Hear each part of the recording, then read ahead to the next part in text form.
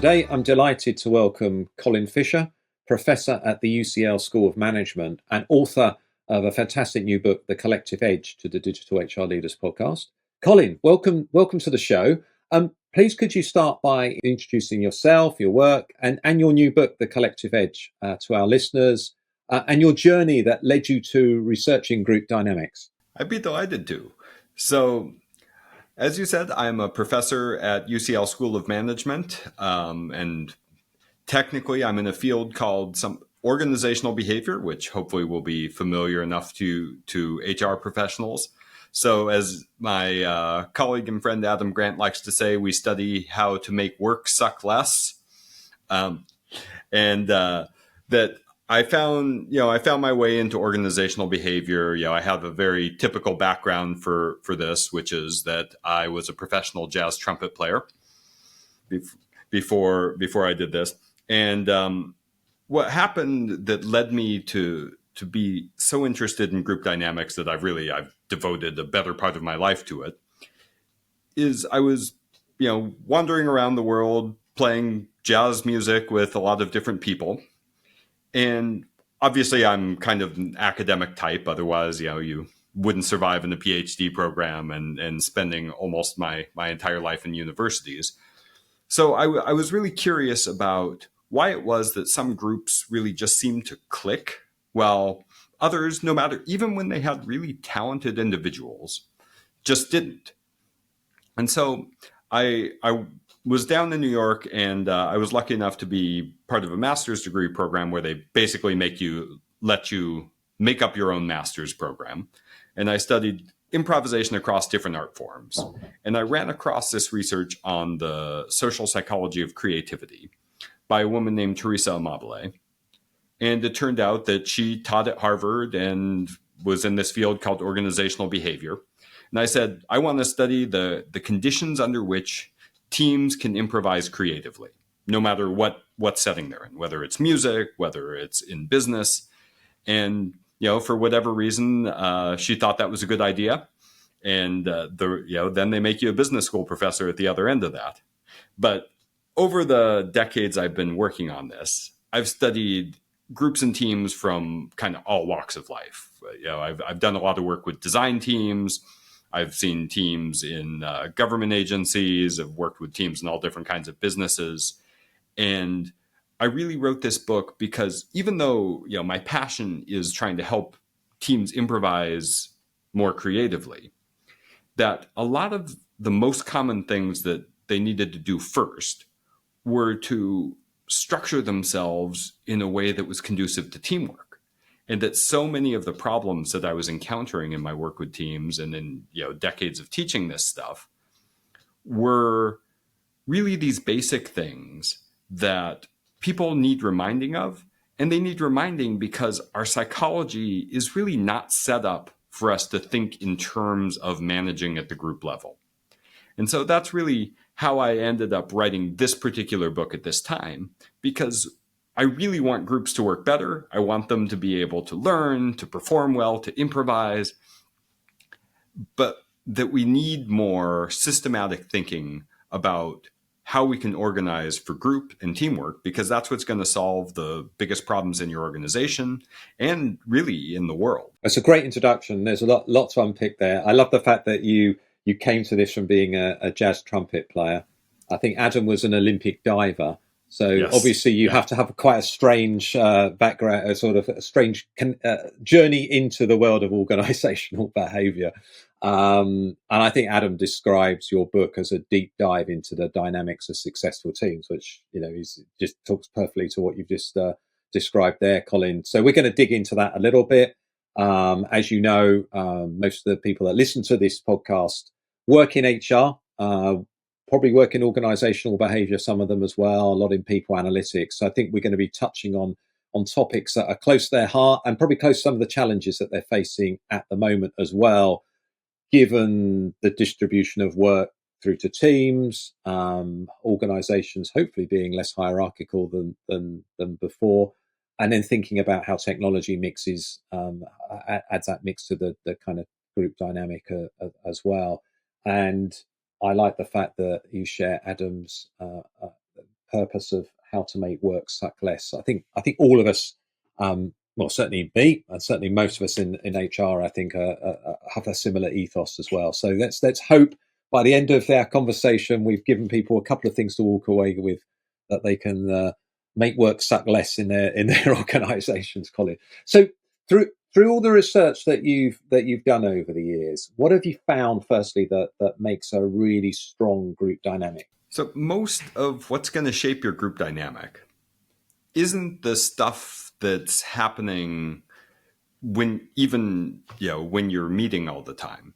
It's the stuff that happened before the group ever existed.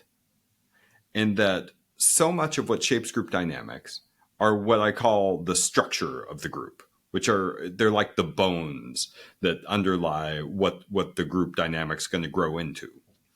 And that by structure, I mean the composition of the group. So who's on it, how many people, what's the mix of knowledge and skills, the goals that you have for the group, and whether those really are well-designed team goals, the task that the group is given. So what work is the team even asked to do in the first place? And then the invisible one are the social norms of the group, the sort of taken for granted expectations about how we're going to behave. And those four things that make up the structure of the group, these bones that really determine and shape group dynamics more than anything else. And we'll dig into some of that. I'm already thinking about the role of the leader of the group in that as well. I mean, what would you say in connection to that? And maybe it's very much connected to those four things, Colin. What would you say are the non-negotiables on day zero? Is it establishing norms effectively? On day zero, you want to have at least given these things some thought. And I would say the number one mistake I see people making at work is that they just don't think about these things. They don't think very hard about matching the knowledge and skills that they're putting on that team to what the task demands are. And instead, we compose a team based on who's available at that time. We compose a team based on political considerations about who's going to be upset if they're not included on the team. And that when we sort of strip away those things and we just do a really careful analysis and say, what is it we want this team to do? What's the actual work? What are the skills we're going to need? What are the different perspectives of the different stakeholders that we're going to need? Have we got those things on this team? Then on that day zero, we're doing a lot better than most teams are. And that my mentor, Richard Hackman, and my collaborator, Ruth Wagaman, talk a lot about what they call the 60-30-10 rule. And what that means is that 60% of how a group is going to perform is determined by these structural factors that we're talking about, by stuff that's happened before the team ever meets. But 30% of how a team is going to perform is established on day one, on the launch. And that's because these norms that we're talking about are really, really sticky.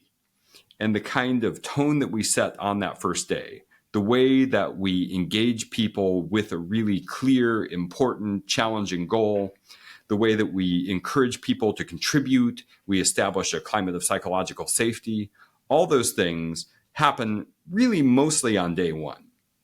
And then only about 10% of the variance in how a team performs is determined by these kind of like adjustments that tend to happen while the team's in flight.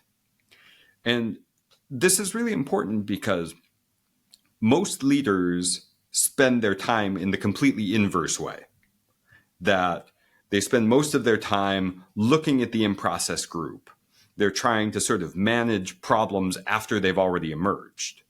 But that we'd be so much better off if we were in the business of preventing those problems by creating a healthy structure for the group and spending more of our time on that. But there's no leader that spends 60% of their energy on a group on that day zero stuff. But that's sort of what the research suggests would be the most profitable way for us to think about managing our time and energy in leading groups. Which is quite frightening because, as you're saying, if leaders don't traditionally do that, 60% about the structure, 30% about the norms on day zero, on day one, and if people aren't doing that effectively, That suggests that most groups are going to fail. It suggests that if we don't pay attention to these things, groups are going to underperform. Let me put so, and I think most of us do find groups to be very challenging. And we, when I say, oh, you're going to be on a committee or you're going to do a group project, for a lot of people, they'll kind of recoil in horror when we sort of tell them they've got to work in a group. And the reason is that we do groups kind of badly. That even though we've matured a lot in the world of business and organizations, that we still fundamentally design organizations to manage individual performance. It's the rare organization that is structured to manage group performance. And yet, most of the important work that we're doing is in groups. And there's research to suggest that the important new knowledge, the important innovation, the really tricky problems and complex problems that need to be solved, groups actually do better than individuals at those. And yet, again, we're still kind of stuck in this mindset of really trying to maximize individuals rather than maximizing group performance. Which, I mean, having spoken to some of your peers who are also organizational behavioral scientists, as you said, the group will tend to achieve more than individuals anyway. I mean, it's in some respects, it's common sense, isn't it? A group of people can surely achieve more than an individual on their own. It suggests that the way we structure, if we look at it from a business perspective, the way we structure our organizations, the way we put teams and groups together is flawed and leads to most groups underperforming. Yeah, absolutely. And, I think that's a fairly normal thing because we didn't evolve to think about groups and organizations. We really evolved to experience the world, of course, as individuals, but that there's something in social psychology that's called the fundamental attribution error. And the fundamental attribution error is about how we figure out what caused somebody to do whatever it was they did. So, why did, David, show up to this meeting late? Oh, is it because he's flaky and he's lazy? Or is it something about the situation? And that our brain defaults to things about individuals, to things about personality. And it tends to systematically underweight things about the situation and the context. And unfortunately for us, that our brains perceive groups as context. They perceive them as situations, and that we really struggle to see a group as the protagonist of a story. It's the rare fairy tale that has a group as the hero or villain, but we're used to individuals in those roles, and that's because that's how our psychology works. That's how we understand the world, and then that extends to the way that we understand other people at work, the way that when we're in positions of power, we start to structure organizations. So I'm not saying that anybody's doing something that, is completely illogical. It's just if we take a step back and we say, in this modern world, we're going to have to collaborate now more than ever.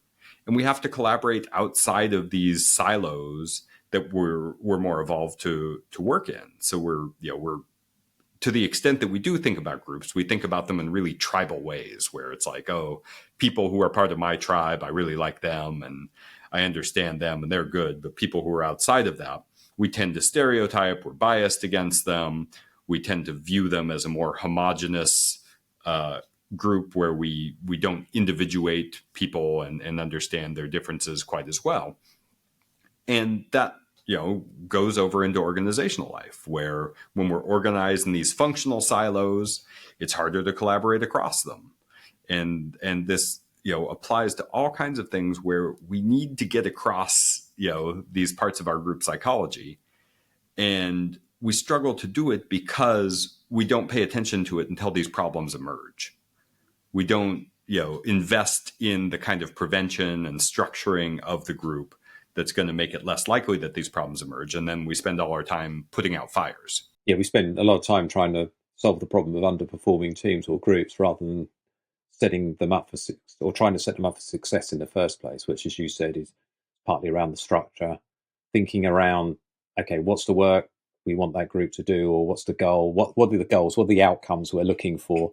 What are the skills we need to actually put that together? And as you said, those skills are likely to come from people with different perspectives, different backgrounds, perhaps, as well, because you don't want 6 people who all do the same thing. Most cases, even if you're putting a sports team together, you want people who are good on attack and defense, or offense, and for our US listeners, so it's all those things, I guess, that you need to think about. So let's kind of move it on to it. HR, obviously, in many organizations are heavily involved in things like organizational design and workforce planning as well, and putting teams together. And obviously the people analytics teams that perhaps are listening to this, or people analytics professionals listening to this, they're perhaps measuring team effectiveness and trying to diagnose and identify challenges to fix, and maybe looking at what teams work well and what teams don't work well, and see if they can learn from stuff like that, just like you do in academia, Colin. So leaders often try and coach away things like poor communications, free riding, or messy conflict. Now, if let's say you were given the CHRO's job, and that, again, I know all organisations aren't the same, so we have to take that as well. But if HR could only set 3 conditions up front, so these problems barely appear, what are they, and why? So if I could wave the magic wand and create better structured groups in 3 ways, the first one, this is actually an easier question than you might think, because the most common problem is that groups are too big, and that the research suggests that the ideal size, where the people involved feel like the group's not too big and it's not too small, and if you kind of measure where everyone said the group was too big and everyone said it was too small, and you see where those lines cross, they cross at 4.5 people. So we feel like we can connect with everyone in the room when we're at that kind of 4 to 5 range. And that when we look at research on group performance, it kind of extends out to anywhere from 3 to 7 people, depending on what kind of work you're doing. But that there's just a limit when you get 10, 15, 20 people all trying to collaborate synchronously, like everyone's in the room trying to make a decision, or we're trying to brainstorm or do something like that. You're doomed. If you've invited 20 people to a meeting like that, there's just no way. So the first thing would be, when you're doing real work, that you do it in these units of 3 to 7 people, ideally 4 or 5. And so that's number one. Number two is that we're going to do whole tasks. So in other words, when we give a group a task, we're going to have them go from a real beginning point. So they get to contribute actual ideas. They have input into what even the kind of final conception of the problem or the goal looks like, all the way to seeing it have impact on the client. And the client could be internal in the organization, right? It doesn't have to be an external client. And I say that because so many teams, like if you're on a committee and your challenge is to write a report and, put it up to the, your executive vice president, but then you file this report and you don't know what happens, right? You don't know the outcome. You don't know how it affected the business. You don't know how it affected the world or the client. Those kinds of tasks are inherently demotivating. And if you want to say, oh, we've got free riding, we've got people who aren't coordinating very well, they're not, communicating as much as you can. Well, if you give them work that they don't understand why it's important, if they don't understand what they have uniquely to contribute to it because they can't see its impact, then it's no wonder that you get free riding. And that when we see, if you're telling me, oh, I've got all these free riders in my organization, I need to do more monitoring, I need to do more of this kind of, performance evaluation, or we need even more managers or systems like this, I'm going to say, well, what work are you giving them that people don't want to try very hard on it? And how have you designed that? And if you chunk things up like an assembly line and give a team just kind of this repetitive, similar work from time to time, and they don't get to see how it contributes to the whole, then you're inevitably going to have problems. So good work is the second one. And then I'm going to actually skip ahead to something we haven't talked as much about, which is psychological safety. And psychological safety is this climate in a group that it's okay to take interpersonal risks. So it's okay to experiment, make mistakes, to ask questions, to challenge the status quo and offer up ideas. And this is important because even if we get everything else that we've talked about, we get the right group of people, they've got the right skills, they have the right perspectives, they've got the right information. But if they're afraid to share that, it doesn't do any good. And that leaders are quite powerful in shaping the climate of psychological safety. And that's because in our brains, we have this unfortunate quirk that was good for keeping us safe when we were, hunting and gathering and so forth, which is that bad is stronger than good in our psychology. And so when something negative happens, we remember that about 5 times more strongly and more vividly than we do the equivalent good thing. So the classic example is finding $100 versus losing $100.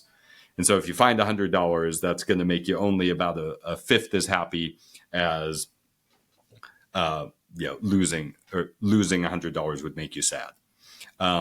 It actually doesn't work as well for money. The ratio is different. I apologize to all my psychologist friends for the off ratio, but for other kinds of events, the 5 times is a good rule of thumb.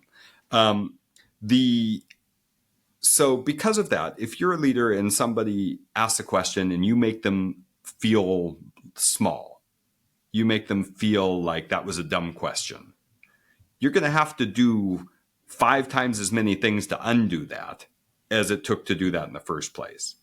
And that makes psychological safety very fragile, that we're very sophisticated at looking for these signs of ostracism. And again, this goes back to our prehistoric psychology, where getting kicked out of a group was a matter of life or death. And so we're so incredibly sensitive to any cue that we're not accepted, especially by people in power. And because of that, leaders just having a bad day, being tired, snapping at somebody, to not, praising people who are asking hard questions, to challenging the status quo, those things can undermine even a well-structured group.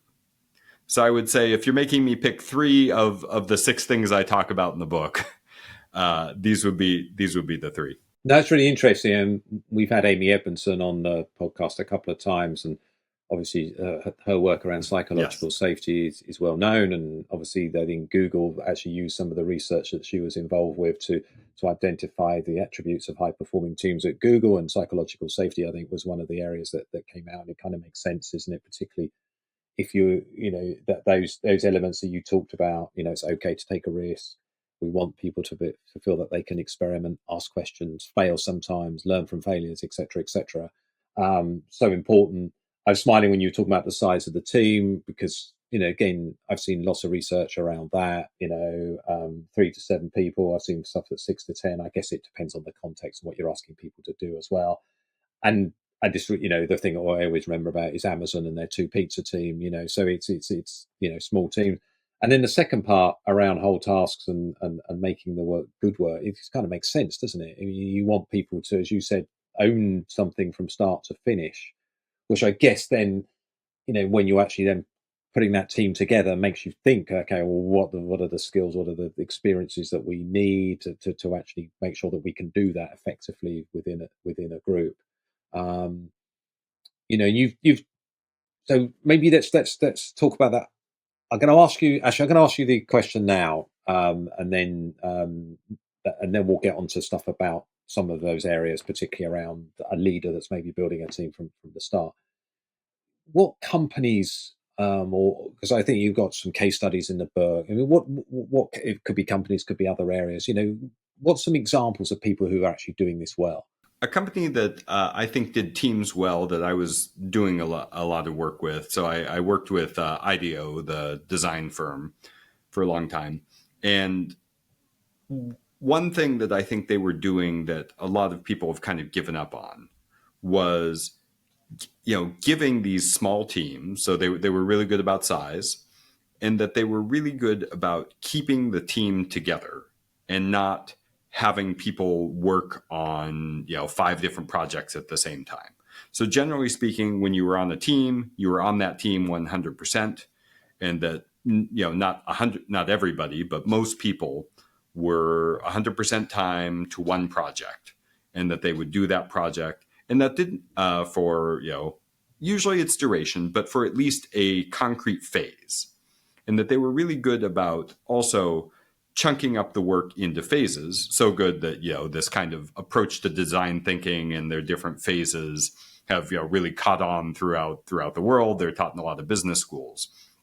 But another way to look at that, besides through this design thinking lens, is that when we have unstructured work, and a lot of creative, innovative learning work is unstructured, we need to give some structure to it so people can have this perception of progress. So people have a name for the output to their research phase. So they have a way to think, oh, yeah, I did finish a task. I finished the research task. And this is what it looks like when I finish the research task and I hand that off into the ideation phase, and then we go into synthesis. And because they kind of created this shared language and this understanding for structuring otherwise unstructured work, it really helped them to, create a system for creativity, which is something you don't always think that you can. And that the other thing I think they do really well that we almost take for granted now is they take norms really, really seriously. When people teach IDEO's rules for brainstorming, those are just norms. Those are exactly what we mean by establish clear norms for your group that promote the behaviors you want to promote in the task. And that they take them so seriously, they teach them, they plaster them up on the wall, they do a lot of stuff to re-emphasize these norms. And so I think that's an example of doing a lot of the, kind of putting into practice a lot of what the research on teams and group dynamics would suggest you should do. That it turns out stable teams outperform teams that have a lot of turnover in them. That the idea that, but there is this idea that's out there about, we want to keep things fresh, especially in these creativity tasks. We want to, keep mixing it up because then more people are going to meet each other. And it's not that there are no benefits to doing that. But if what you care about is task performance, the evidence suggests that that's not the way to go. Keeping a team that is performing well together is better than trying to break it up, even if you're breaking it up in order to kind of distribute knowledge throughout the organization about how they were doing what they were doing. And my favorite study on this was a study of airline cockpit crews that compared stable teams that had even, multiple flights together, but they didn't get a chance to sleep. So they were doing these overnight flights. And they compared those to fresh teams that had, gotten a full night's sleep, but it was their first time working together. And as I recall, I haven't looked this one up in a while, but it was 70 some odd percent of the incidents, which are the errors in airline parlance, were committed by the first time teams. The team, they were not sleeping, and that even an intact, stable team with no sleep was outperforming these first-time teams. And that we do see that kind of pattern when we look at broader swaths of data as well. So, I think there's a lot of things to learn still from what I consider a pretty old school teaming approach in an organization that, I don't run into quite as often as I think we used to. If you're a leader building a team, how should you think about, and you're forming a team together, you mentioned the number, but who should you think about who's on the team? And obviously you talked about a 3 to 7 number. How do you decide how to put that team composition together? So the primary thing is still the knowledge and skills necessary for the task and getting different perspectives. And as you said, of course, if everyone knows the same thing, is good at the same thing, the chances that that team can be more than the sum of its parts are much less. The same way it's like, a band of all drummers can be interesting for a little while, but that's not usually what we're looking for. We want, people who play different instruments to come together and make music together. And it's the same in organizations, that we're going to get the best results if we have these different skills, these different perspectives on things. So first and foremost, a good mix of different knowledge, skills, perspectives. But the kind of fascinating thing that we've seen from research by Anita Woolley and her colleagues on collective intelligence is looking at which traits do we want in our team members. And although there's a lot of kind of folk wisdom about, you want to mix introverts and extroverts, or even some people who are out there still using the Myers-Briggs type inventory, which you should absolutely not do because there's no scientific basis for that. But, but Anita and her colleagues, they measured every personality trait that they could find. So Big Five, a whole bunch of other traits. They also measured actual intelligence. And that surprisingly, none of those things predicted the team performance. They didn't, and collective intelligence is this kind of team performance across a variety of different kinds of tasks. The only thing that they measured that was predictive was something called social sensitivity. And social sensitivity is our ability to intuit the emotions of others without being told. And it's assessed using this kind of fun test called the reading the mind in the eyes test, where you're given these pictures just of somebody's eyes, and you have to guess what emotion that person was feeling just from a black and white picture of their eyes. And that the average level of social sensitivity on a team does predict performance across tasks. And when you think about it, that makes sense because that's what's allowing us to kind of adjust on the fly. It's reducing the communication load on the team, where if somebody's excited, I can, reinforce what they're doing. If somebody's struggling, I can offer help, and I don't not rely on questions and things like that. Now, the thing I always get a little nervous about when I tell especially HR professionals about this finding is that everybody's going to go out and now add the reading in the mind and the eyes test to their battery of assessments and compose teams that way. And again, I want to underscore that should be secondary to knowledge, skills, and perspectives, because the amount of variance explained by those two things, knowledge, skills, and perspectives, is way more important. So you can be as socially sensitive as you want, but if you don't know what you need, if you don't have the expertise to do the task, it's not going to make that much difference. And the second thing is there's also easy ways to compensate if you as an individual are not that socially sensitive. And the secret superpower, if you don't know what other people are thinking and feeling, then you ask. And that asking questions is the super compensator for social sensitivity. And it has almost as many benefits. If you ask questions, you're also setting these norms that maybe they're creating more psychological safety. Maybe you're surfacing information and perspectives of others in the team that otherwise wouldn't come up. So if you feel like, oh gosh, I'm not socially sensitive, now I'm not going to be seen as a good team member, don't worry. There's an easy way to fix that, and that's by asking more questions. And I guess that's where the psychological safety comes in so important, that if you ask questions, people feel they're able to provide honest answers. Yeah, absolutely. Now, fascinating stuff, Colin. So organizations grow, they sometimes scale back or change their mission. It has been known. I can imagine the dynamics and conditions between teams must also change as well. I'd love to hear your thoughts on this and what the research has found around those kind of changing dynamics as well. I mean, I think we have to be prepared for teams to change. And a lot of this investment in the structure of a team is setting it up to be adaptable and resilient. And I mean, I think the most important factor in that is often psychological safety. So if we can speak up, if we're regularly checking and saying, all right, how has the environment changed? What are we doing that used to work that's not working anymore? That those, we're actually pretty good when we reflect and when we talk about these things at coming up with ways to cope with that.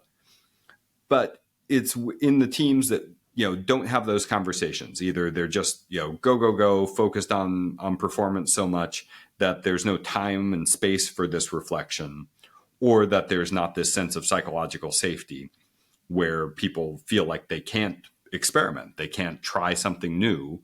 And of course, if you can't try something new, you're not going to learn to do anything new. And so most of the kind of stuff that we would prescribe for keeping up with a changing world, a changing environment, a changing mission are these same things we would do for learning anything. But on top of that, I would also put in a plug for research by MIT professor Deborah Ancona and Henrik Bresman, who's now out at INSEAD, and that they did a lot of work on making sure that your team doesn't get too insular. That if I've put a lot of plugs for these stable, bounded teams that are really looking kind of inward over time, but it's equally important that we have people with connections to others in the organization, outside the organization, people who are talking to people next level up, people who are talking to customers, to people next level down, and that we have a team with a variety of different kinds of connections to these external sources. And they call these sort of boundary spanning individuals or, externally facing teams or X teams. And that is also essential to keeping up with a changing world. Because if we're not looking outside our boundaries, we're not going to know if we should be changing our mission, if stuff's not working.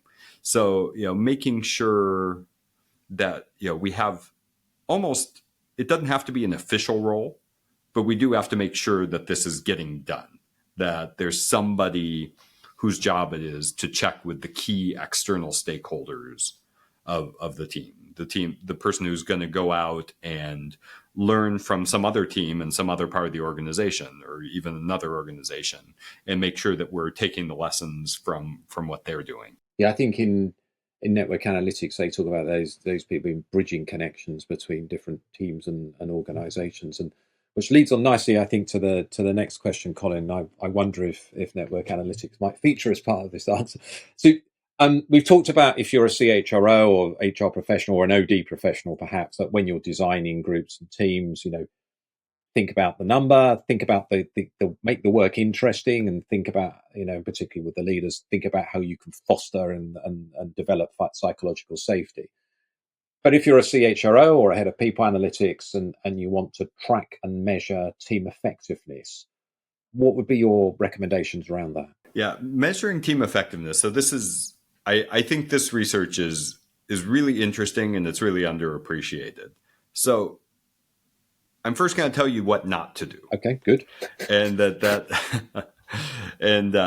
so there was a great study where the researchers use kind of the state-of-the-art measures of team cohesion, communication quality, decision-making quality, all these things kind of about the climate and internal state of the team.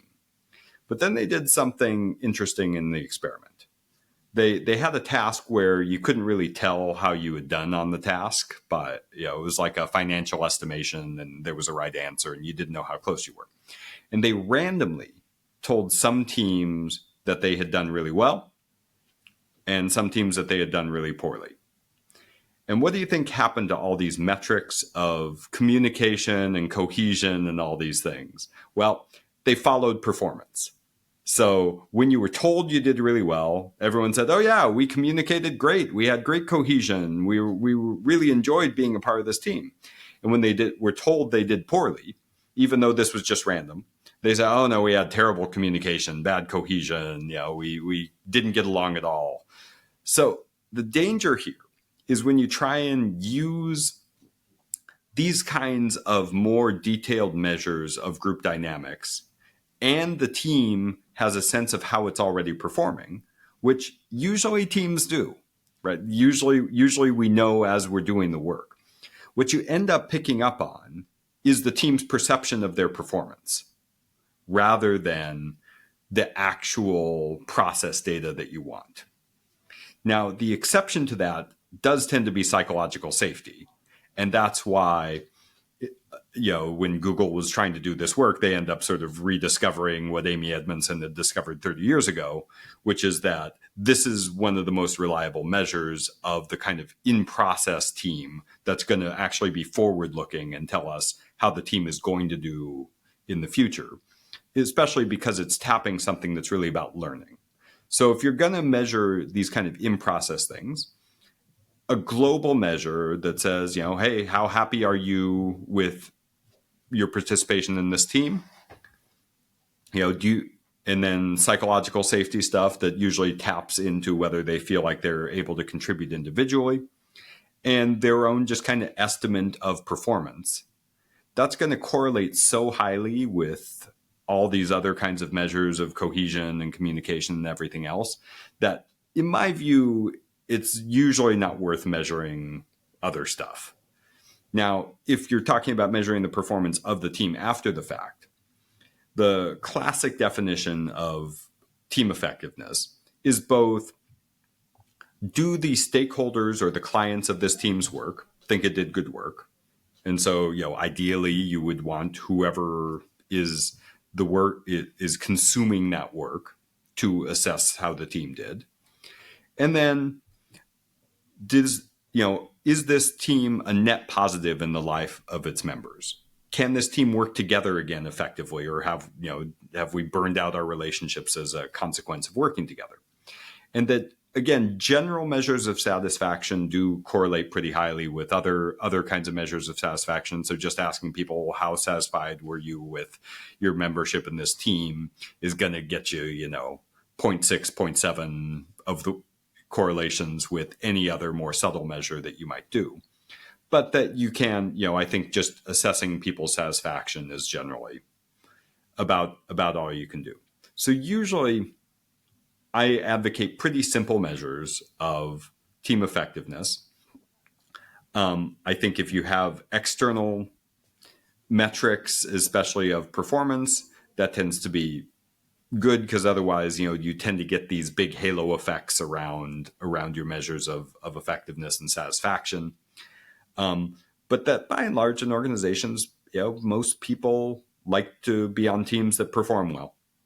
And so it's, assuming, again, people are being given important work that they care about, it's rare to find a team that's really, really satisfied and is seen as doing really bad work by their clients. But it's not unheard of, right? That there are definitely times that there's a disconnect between those two things.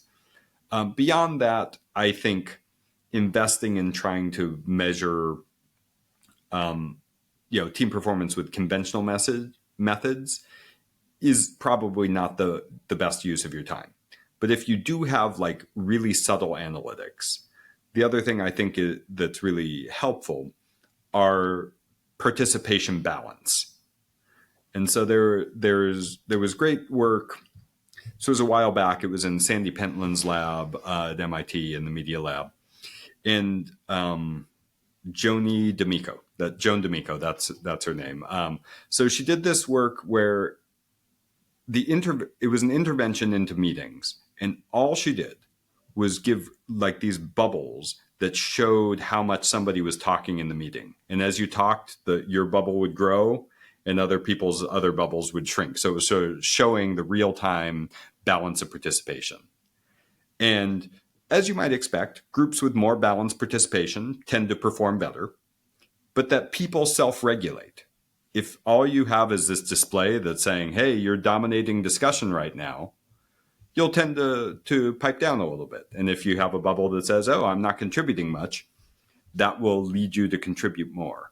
So if I were adding something a little more subtle to the mix, it would probably be something that's just balance of participation. I wouldn't base anything on it. I would just make the data available to the team and say, hey, this is your balance of communication and participation right now. Here's who's communicating the most. Here's who's communicating the least. Do with this what you want. And my read on this research is that teams do productive things with that data, that they self-regulate and they change their behavior in response. In terms of the measurements, it sounds like if you've got business performance data that you can use, great, because as you said, really effective teams or really ineffective teams probably aren't going to achieve high performance, and they're probably going to know that they're ineffective as well. Mix of surveys, I guess, understanding team, the way they work together, the stakeholders that they're servicing, particularly if they're internal stakeholders, the quality of the work.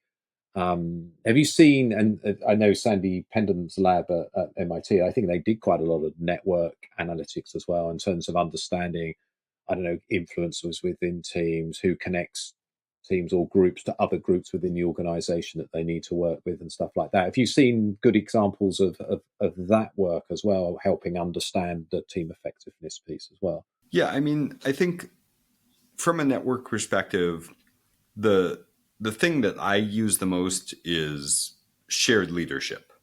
So to sort of say, if you ask everyone, who's providing leadership for this team, and then you kind of, can create these network measures like the density of leadership ties where, more of us feel like we're providing leadership to others. Teams that share leadership more do tend to perform better. And teams that are more centralized or more hierarchical in their informal leadership structure tend to perform a little bit worse. So that is something to watch out for. Of course, the classic research on networks, which is kind of what you were alluding to earlier with these kind of bridging ties or brokers, as Ron Burke calls it, that's always going to be helpful. And that's like inherently a powerful network position. And that's very similar to this idea about boundary spanners that we were talking about earlier, where if you find people people in your group who are connected to other groups that no one else is connected to, so you're the only way to get information, perspectives from that, that's always going to be a powerful position, regardless of if we're talking about the group level or we're talking more about the organization. And so having brokers is always good. But the problem with, sort of reporting this at an organizational level is when you start saying, oh, it's really good if you're a broker, then other people want to make that same connection. And then they're not a broker anymore by the same metric, because you're only a broker if you're one of the only ties to that group. So if other people start making that same tie, you have this structural hole, as they call them in network parlance. So I think that's useful for understanding who's likely to be powerful, who's likely to be influential, where new ideas are likely to come from. It's not quite as helpful from a sort of like systematic perspective over time, because as an organization, you want to have brokers connected to other people in the industry outside your organization. But like theoretically, you don't want to have a ton of structural holes in your organization. You don't want to have a whole bunch of unconnected groups that require brokers to get across. So I think the fact, if you have a whole bunch of them and you're like, oh, let's put that person on every team, that's going to end up putting a lot of weight on that one person. So I think it kind of depends, relative to who and what you're going to do with that data. Whereas I think, when you're just looking inside the team, you can sort of find some easier stuff that's a little more actionable. Yeah, it's interesting what you said about if you try and stretch those brokers too far. I think Rob Cross's research suggests that those are people most likely to suffer from burnout, which clearly isn't good. Colin, we've got three kind of areas I want to talk about, and as we come towards the end. One is around AI, because we've done pretty well not to mention it so far, actually. Then we're going to look about maybe some practical steps that the companies that maybe want to do something in a short period of time. Maybe we'll call it 90 days. And then we've got the question of the series as well. So obviously, there's more AI tools becoming integral parts of working teams now. How are you finding that is changing team dynamics, if it is, as we've known in the past? So I think that what I've seen with kind of AI tools within teams is, right now it's sort of like any new technology that some people know how to use pretty well and some people don't. And so it's valuable for almost any team to have at least somebody who, really knows what tools can do, how to use them, which tool is best for what.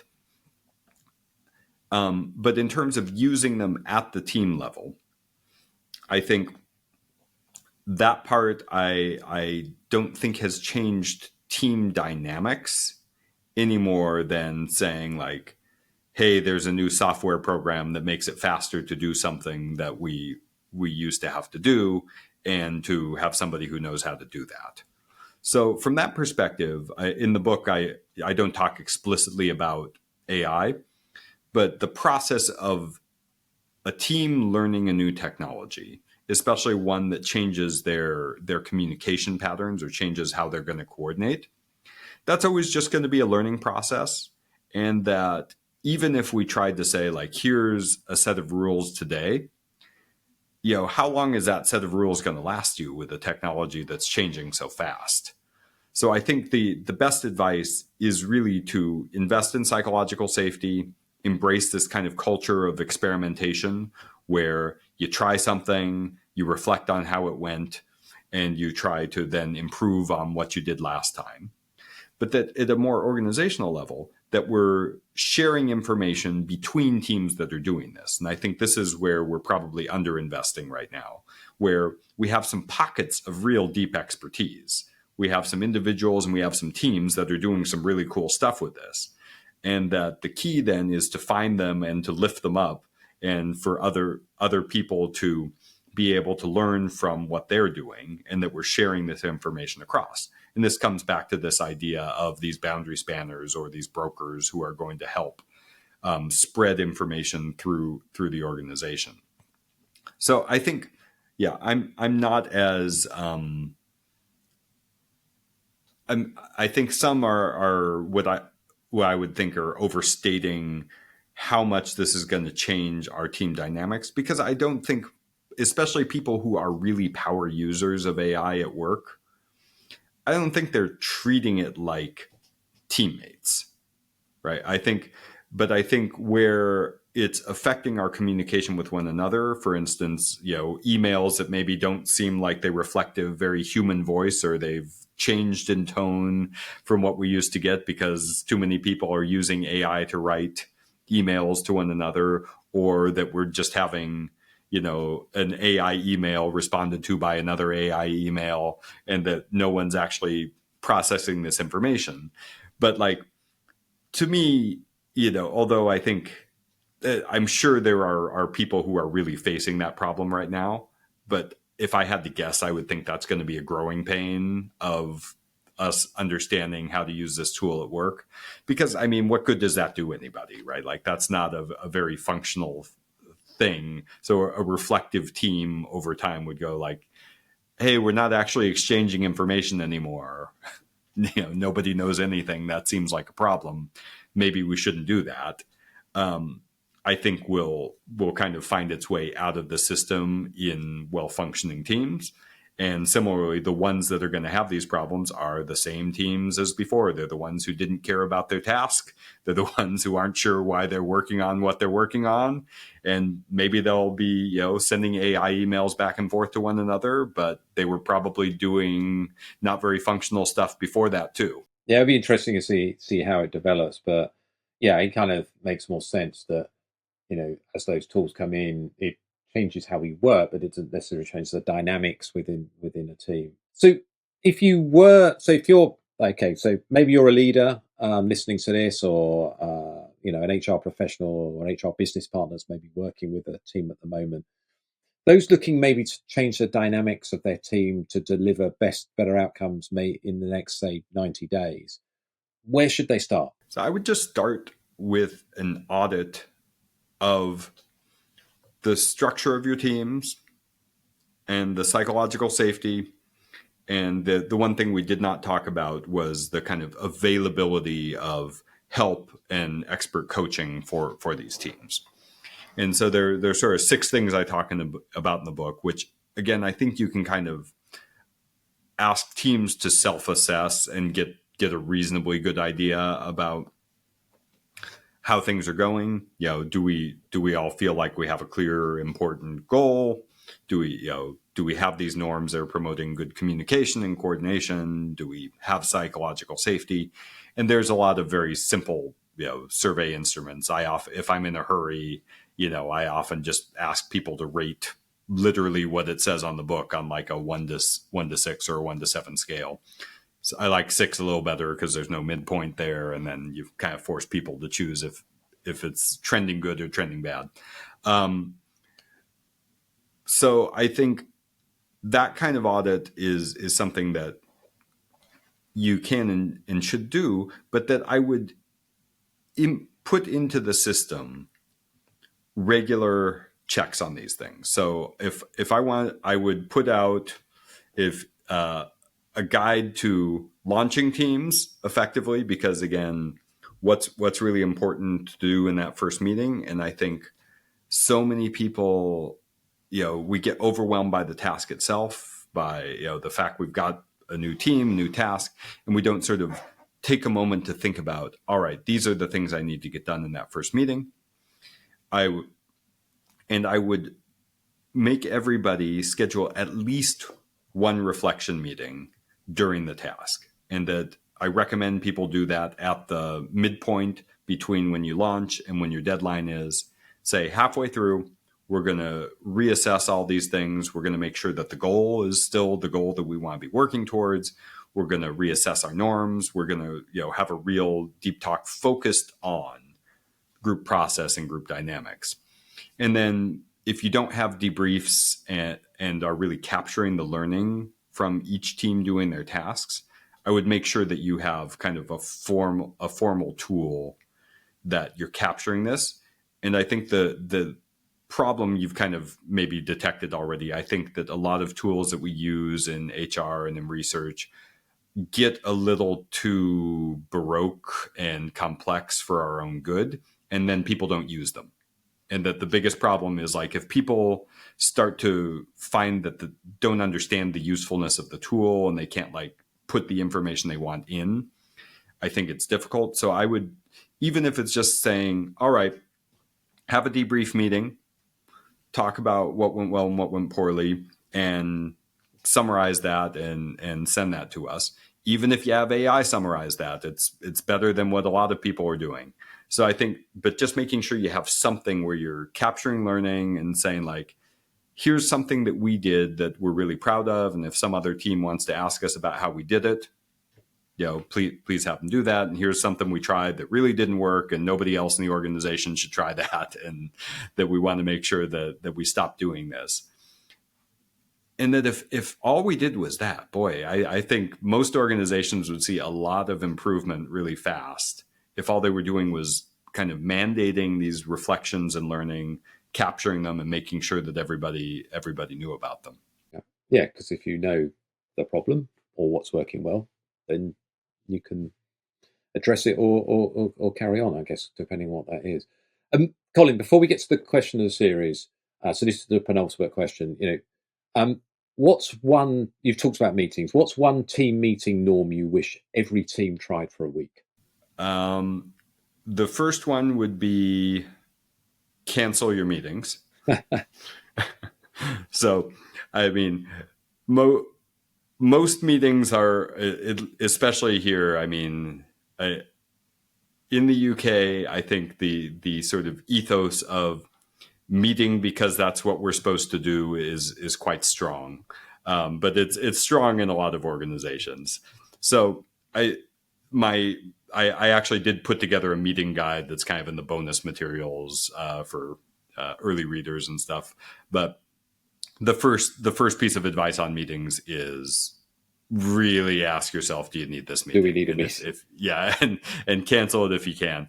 But do we really need to invite 20 people? Yes, to it? and that don't. Yeah, if don't invite 20 people. So I mean, but in terms of the actual running of the meeting, I think meetings do run better when you have facilitators who state what the purpose of the meeting is, have a agenda, and that the norm.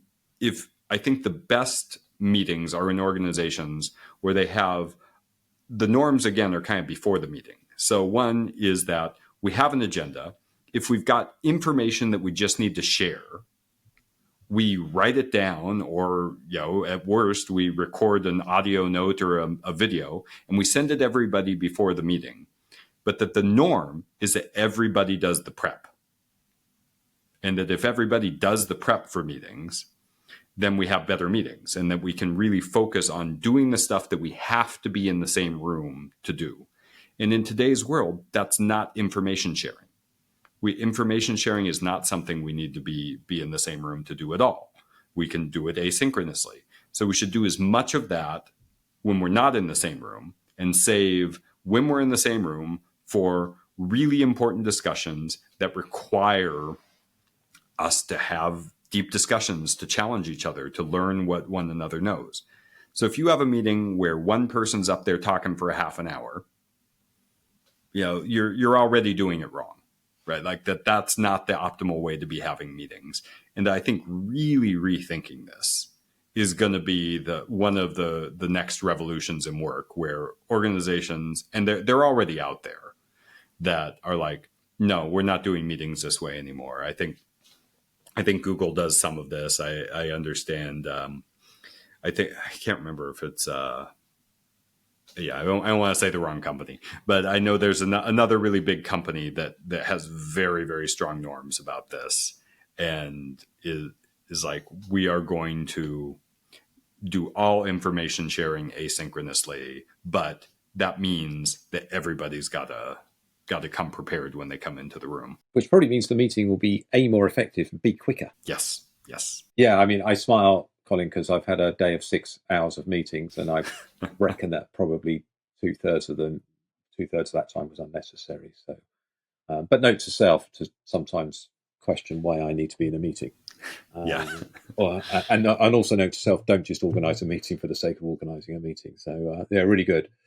Colin, question of the series. So this is the question we're asking everyone in this series of podcasts, which is 5 episodes. And you might apply some of your research and work on this. It's a bigger question for chief people officers. How can chief people officers influence leaders, business leaders, to use AI to augment rather than replace talent? I mean, I think the biggest thing with using AI productively is transparency. And I think you've heard, this kind of coming out, and how I'm talking about a real culture of learning is powerful for a wide variety of different kinds of learnings. And that one of those is using AI productively. And I think the problem right now is that we've created a situation where there's a lot of fear around AI, and that's creating a lot of shame for people in talking really honestly about how they're using it. People are afraid, it's like, some people are going to judge me if I tell you, I'm using it for my emails, or I'm using it for this, or I'm using it for that. And so that's creating a situation where we're all using it kind of surreptitiously, instead of actually talking about, hey, what's working? What's really made a difference in my productivity? What hasn't? And I think, again, most of us are relatively aligned that, we're not looking for AI overlords. We're not looking for AI to replace human creativity and human generativity. And therefore, just knowing what people at every level, at all different business functions that you have and all your different roles, what they're doing. And that I think, unsurprisingly, I think teams are a great vehicle for this, right? Because it's not, oh, here's an organization-wide survey where everybody's going to honestly tell me what they're doing with AI. I don't have a lot of faith that's going to work. But if we have these well-structured teams of 4 or 5 people, I have a lot more faith that maybe you're going to say, oh yeah, here's how I'm using it. I found that really helpful. And then if we then take those teams and say, hey, look, that team's doing really great. How are they doing it? Well, this is what they're doing with AI. Then we're going to start to see more and more of that result. And I think that's always augmenting talent if what we as organizational leaders are trying to do is to allow people to kind of recraft their jobs and recraft their role descriptions at the same time. But if we're really married to what used to be these role descriptions, and you had, whether it's a, technical writer or a, translator or something on the team that AI does really well, yeah, those roles are going to have to change. But those roles are going to have to change is a different question than, oh, let's, fire all the technical writers, and which I think is generally a bad solution. If you've got talented technical writers, you should find something for them to do. And if they're using AI to be more effective in some way, then you're going to have to start to morph that job description into something else. And they know better than you do as a leader how that change should happen. And to me, again, the barrier with this is psychological safety, communication, and that we simply don't know. The people at the top of the organization don't know how people at the lower levels of the organization are using AI productively or not. Yeah, and I suppose the risk is, isn't it, that CEOs, particularly those on listed companies, are under pressure from investors to make more money effectively, and one of the biggest costs of most companies is people, and if you can reduce the number of people we've got, then you could potentially, your revenues are higher, etc. Well, that's the theory, I guess. So I think sometimes, I guess, from an HR perspective, listening to you, Colin, we need to try and set expectations at a more realistic levels, and as you said, the people who are doing the work, if they're experimenting with AI, are going to have a better understanding of how they can augment themselves effectively to be more effective and more productive, and hopefully happier as well. Because if you can remove some of the repetitive tasks from your role, then potentially A, you can achieve more, but B, it's more enjoyable in doing it as well. So it'll be interesting. It'll be interesting how it pans out. And I think one of the words that you talk throughout our conversation is transparency, I think, as well. So maybe that's something that HR can kind of imbue within the organization. It's to be transparent about this. That, as you said, let's be honest if people are using AI, and at the team level, at least share what's working, what's not working, and what maybe people need help with. Because as you said, if people are doing that, then everyone's going to improve.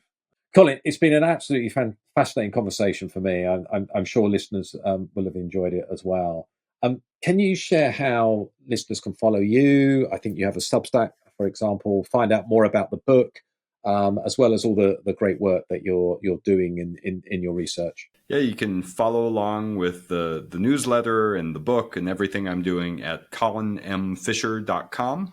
And that'll have links to the newsletter and how to buy the book, and fabulous conversations like this one that I've been a part of. Great. Well, Colin, we will put that in the show notes, colinmfisher.com. I was checking it out actually earlier. Lots of great stuff to read on there. So thank you so much for being a guest on the show. And hopefully at some point we'll come across each other at an event or a conference as well. Absolutely. Thanks so much, David. Thanks, Colin. In this series, we will be speaking to a range of senior leaders who are pushing a data-driven and digital HR agenda. Make sure that you subscribe via your podcast app of choice, and also via our YouTube channel for free and regular interviews with the digital HR leaders of the future.